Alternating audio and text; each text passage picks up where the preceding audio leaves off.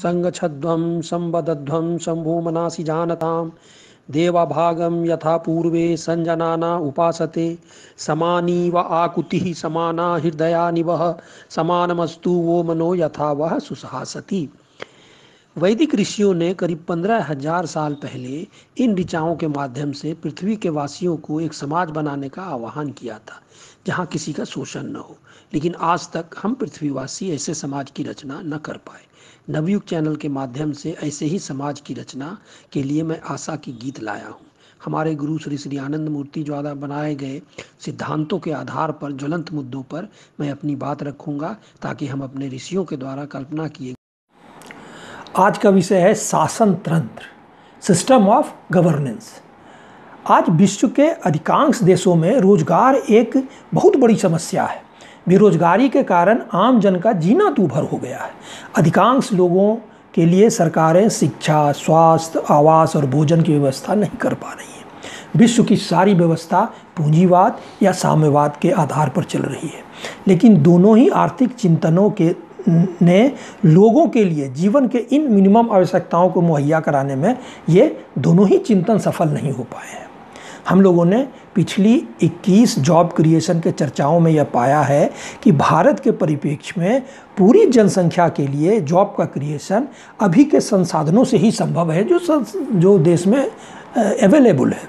अपने देश में इन जॉब्स को क्रिएट करने में जीडीपी का सिर्फ 8.3% खर्च आएगा।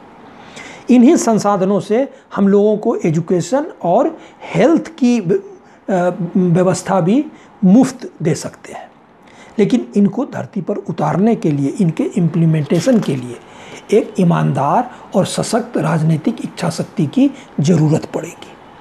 अभी हम अपने देश में यह देखते हैं कि राजनीति में अधिकांश अयोग्य, अनपढ़ और अपराधी किस्म के नेता भरे पड़े हैं। इनका मकसद किसी भी तरह सत्ता हथियाने और उसका भोग करने में है। इसका सबसे बड़ा उदाहरण दिल्ली में शासन पर आरूढ़ आम आदमी पार्टी की सरकार है। अब यह पार्टी किस तरह जो आई थी सत्ता में और इसका जन्म कैसे हुआ था इस पार्टी का, यह पार्टी अन्ना आंदोलन जो कि भ्रष्टाचार के विरुद्ध एक आंदोलन थी उसकी उपज है। यह एक झूठ के आधार पर खड़ी पार्टी है जो कि अपने उन सारे नैतिकता के आधार को ही समाप्त कर चुकी है। इसका क्या क्या वादा था? कांग्रेस और अन्य पार्टियों से सत्ता के लिए हाथ न मिलाना, शीला दीक्षित को जेल भेजना, अन्य कई नेताओं के बारे में ये लोग एक फाइल के पुलिंदे लेके चलते थे और रोज़ उन पर आरोपों की झड़ी लगाते थे भ्रष्टाचार की। लेकिन जब वही सारे लोग इनको घसीट कर कोर्ट में लाए तो ये चुपचाप उनसे माफ़ीनामा लेकर माफ़ी मांगने को विवश हुए, क्योंकि उनके पास आरोप सिद्ध करने के लिए कोई चीज़ था ही नहीं, कोई प्रूफ था ही नहीं। लोकपाल के लिए ये लड़े थे कि लोकपाल की व्यवस्था करने से शुचिता आएगी, लेकिन लोकपाल को ये लोग भुला चुके हैं और अपनी सरकार ये 7 साल 8 साल से चला रहे हैं। लोकपाल की व्यवस्था ये आज तक नहीं कर पाए हैं। इन्होंने वादा किया था कि गाड़ियों, बंगलों और पुलिस की सुरक्षा व्यवस्था हम नहीं लेंगे। सारा चीज़ ये लोग लिए हुए हैं। पार्टी हाईकमांड कल्चर को इन लोगों ने समाप्त करने की बात कही थी। अब तो पार्टी हाईकमांड क्या, बस वन डिक्टेटर का ये पार्टी है, वही इस पार्टी को चला रहा है। उम्मीदवारों के चयन के लिए इन्होंने एक सिस्टम बनाया था जो आम वोटरों से राय लेकर उनको हम टिकट देंगे। वो सब चीज़ें कहाँ चली गई, अब उसको ये लोग भूल चुके हैं और अब इनका शासन हथियाने का एक ही झूठ का एक जो है वादा रह गया है कि हम आपको बिजली मुफ्त देंगे। हर जगह ये लोग यही जाके कह रहे हैं भ्रष्टाचार के विरुद्ध। अब तो इनके विरुद्ध भी भ्रष्टाचार के जो है झड़ी लग गई है, भ्रष्टाचार के आरोपों की। मैं आम आदमी पार्टी को इसलिए रेफरेंस दे रहा हूं कि ये पार्टी एक शुचिता के नाम पर आई थी और देश के मध्यम वर्ग और ख़ासकर पढ़ने वाले लड़के और कामगार लोगों के लिए एक ये जो है आशा का किरण था, लेकिन ये भी इन लोगों ने झुठला दिया।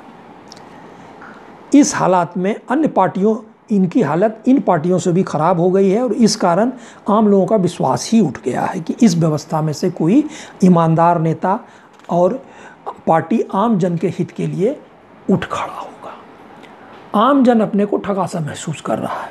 तो क्या हम एक ऐसी नई व्यवस्था नहीं बना सकते जिसमें पढ़े लिखे लोग, नैतिकवान, चरित्रवान और ईमानदार लोग ही देश का शासन करें? क्योंकि शासन के शीर्ष पर अधिकांशतः अपराधी, अयोग्य और अनपढ़ और भ्रष्ट लोगों के आ जाने के कारण पूरी डिलीवरी सिस्टम, एग्जीक्यूटिव सिस्टम, प्रशासन के लोगों का बिहेवियर भी वही हो गया है और आम जन इस कारण से अपने को शोषित महसूस कर रहे हैं, शोषण हो रहा है उनका और वो नारकीय जीवन बिताने को मजबूर है। आज हम चर्चा करेंगे कि आज़ादी के समय नेताओं के द्वारा बड़ी बड़ी बातें करने के बाद भी हमारा देश आज एक विफल देश, एक भ्रष्ट तंत्र से शासित देश क्यों हो गया है, जहां आम जन की समृद्धि का कहीं भी उपाय नहीं है। इस चर्चा को व्यापक रूप से समझने के लिए हम अन्य समृद्ध देशों के शासन तंत्रों की चर्चा करेंगे और फिर अपने देश के शासन तंत्र की तुलना उनसे करके देखेंगे कि क्या कारण थे कि हमारी शासन व्यवस्था इस तरह अपराधी, अनपढ़, अयोग्य और भ्रष्ट लोगों के हाथों चली गई।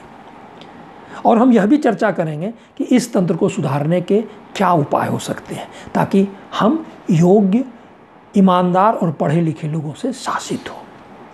आज हम चर्चा करेंगे ब्रिटेन के शासन तंत्र की। ब्रिटेन एक कॉन्स्टिट्यूशनल मोनार्की से शासित देश है, लेकिन वहाँ का राजा कोई भी राजनीतिक डिसीजन स्वतंत्र रूप से नहीं ले सकता है। सभी पॉलिटिकल डिसीजन सरकार और पार्लियामेंट लेती है। शुरू में ब्रिटेन के राजा स्वच्छंद थे, लेकिन एक लंबी लड़ाई के बाद 1215 ईस्वी में माग्ना कार्टा के एक्सेप्टेंस के बाद राजा की शक्ति सीमित हो गई। मध्यकाल में ब्रिटेन में पार्लियामेंट की शुरुआत हुई थी। नॉर्मन के जीत के बाद राजाओं ने मेजर डिसीजन के लिए एक कंसल्टेटिव मशीनरी बनाया था। तो वो कंसल्टेटिव मशीनरी में कौन कौन थे? नोबिलिटी और सीनियर क्लर्की का एक काउंसिल का गठन हुआ था। यही वहाँ के पार्लियामेंट की नींव थी।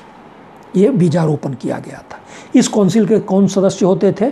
तो आर्क बिशप, बिशप्स, अबॉट्स, बैरन्स और अर्ल्स, ये सभी सामंतवाद के स्तंभ थे। उस समय ब्रिटेन में सामंतवाद का ही युग था।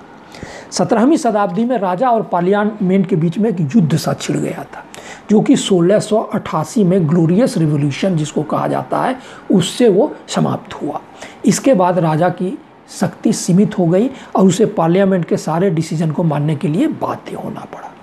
19वीं सेंचुरी के शुरुआत तक पार्लियामेंट के सदस्यों को चुनने का अधिकार कुछ सीमित लोगों तक ही था। 1832 में वोट का अधिकार कुछ अधिक लोगों को दिया गया। एक बार 1832 में कुछ लोगों की संख्या बढ़ाई गई वोटर में। लेकिन ब्रिटेन में modern true democracy representation of people act of 1918 और 1920 के बाद ही आया, जब 21 वर्ष से ऊपर के सारे पुरुष और स्त्रियों को वोट देने का अधिकार दिया गया। ये स्त्रियों का वोट देने का अधिकार इतना लेट क्यों हुआ और उस समय क्यों हुआ? क्योंकि प्रथम विश्व युद्ध में मेल्स जो है काफ़ी मारे गए थे युद्ध में, और वो 4-5 साल की अवधि में जब सारे मेल कॉन्स्क्रिप्शन के तहत और युद्ध के लिए वो फ्रंट पर जाते थे, तो घर में जो दुकान चलाना होता था, अफसर में जो ऑफिसेज में काम करने में स्त्रियों की संख्या बढ़ती गई, वे बाहर आईं और तब वो अपने जो है हक के लिए लड़ना शुरू की, तो उन्हें ये हक दिया गया। ब्रिटेन में पार्लियामेंट में 2 सदन हैं, हाउस ऑफ लॉर्ड्स और house of Commons. Parliament supreme legislative body होती है। हाउस ऑफ कॉमन्स को लोअर हाउस कहा जाता है, यह ज़्यादा शक्तिशाली है। हाउस ऑफ लॉर्ड्स को अपर हाउस कहा जाता है। ये लोअर हाउस के द्वारा पास किए हुए बिल्स को अमेंड या रोक सकता है, लेकिन अगर लोअर हाउस फिर उसे पास करती है तो वो बिल एक्ट बन जाता है एज इट इज़, जो लोअर हाउस ने पहले बार हाउस ऑफ लॉर्ड्स को भेजा था। यूजुअली सभी मेजर बिल लोअर हाउस में ही इंट्रोड्यूस किया जाता है। ब्रिटेन को ब्रॉडली इक्वल पॉपुलेशन के अनुसार पार्लियामेंट्री कॉन्स्टिट्यूंसी में विभक्त किया गया है। हर एक कॉन्स्टिट्यूंसी एक एमपी को चुनता है। इस समय लोअर हाउस की सदस्यों की संख्या 650 है। अपर हाउस में, जिसे हाउस ऑफ लॉर्ड्स कहा जाता है, हेरिडिटरी एरिस्टोक्रेट्स और लॉर्ड्स स्पिरिचुअल सदस्य होते थे, लेकिन हाउस ऑफ लॉर्ड्स एक्ट 1999 के अनुसार इसमें काफ़ी बदलाव किया गया है। अब इस सदन में 2 प्रकार के सदस्य होते हैं, लॉर्ड्स टेम्पोरल और लॉर्ड्स स्पिरिचुअल। लॉर्ड्स टेम्पोरल में अपॉइंटेड सदस्य होते हैं जिनके डिसेंडेंट को मेंबरशिप नहीं मिलता है, और बाकी 92 सदस्य ऐसे होते हैं जिसमें डिसेंडेंट के रूप में सदस्यता मिलती है। लॉर्ड्स स्पिरिचुअल में 26 चर्च ऑफ इंग्लैंड के मोस्ट सीनियर बिशप सदस्य होते हैं। ब्रिटेन का प्रधानमंत्री हाउस ऑफ कॉमन्स या लोअर हाउस का मेंबर होता है। चुनाव के बाद राजा हाउस ऑफ कॉमन्स के मेजॉरिटी पाए हुए पार्टी के नेता को प्राइम मिनिस्टर के रूप में चुनता है। अगर किसी पार्टी को बहुमत नहीं मिलती है तो सबसे ज़्यादा सदस्यों वाली पार्टी के नेता को ये अपॉर्चुनिटी दी जाती है कि वह कोलिशन फॉर्म कर मेजॉरिटी का प्रबंध करे। पीएम दूसरे अन्य मिनिस्टरों को चुनता है। ये सारे minister conventionally house of Commons या हाउस ऑफ लॉर्ड्स के सदस्य होते हैं। सरकार पार्लियामेंट के प्रति जवाबदेह होती है। ब्रिटेन में संविधान अलिखित है और कन्वेंशन पर आधारित है। अब वहाँ का पॉलिटिकल सिस्टम क्या है? पॉलिटिकल पार्टी, ब्रिटिश में पॉलिटिकल पार्टी सिस्टम एक मल्टी पार्टी सिस्टम है। 1920 में जो 2 बड़ी पार्टियां ब्रिटेन के राजनीति को डोमिनेट करती हैं 20 से, वो क्या है? कंजर्वेटिव पार्टी और लेबर पार्टी। लेबर पार्टी के उदय के पहले जो एक डोमिनेंट पार्टी थी वह थी लिबरल पार्टी। इस सिस्टम ऑफ गवर्नेंस को वेस्टमिंस्टर सिस्टम भी कहा जाता है। अब आप ब्रिटेन के पॉलिटिकल इंटीग्रिटी को समझें। यहाँ कोई भी हाई कमांड या पॉलिटिकल फैमिली लेगेसी नहीं है। Prime minister simple life lead करते हैं और एक बार अगर उनके नेतृत्व में पार्टी हारती है तो वो नेपथ्य में चले जाते हैं और संगठन के भी सारे जो ऑफिस बियरर हैं वो बदल जाते हैं। सरकार बनने के बाद उस पार्टी की जिसकी सरकार बनती है संगठन का कोई रोल नहीं रहता है। इसकी तुलना आप खुद अपने देश के पार्टियों से, जहां हर पार्टी एक फैमिली की कंपनी है और जेल से भी ये सरकार और पार्टी चलाते हैं। अभी एक क्षेत्रीय पार्टी जो एक चुनाव में अपने जो पार्टी के सदस्यों को जिसको कि चुनाव में लड़ने के लिए सिंबल दिया गया, ये कहाँ से दिया गया था? ये रांची के होटवार जेल से दिया गया था। जेल से ये पार्टी चल रही है। क्यों? उनका मुखिया जेल में है।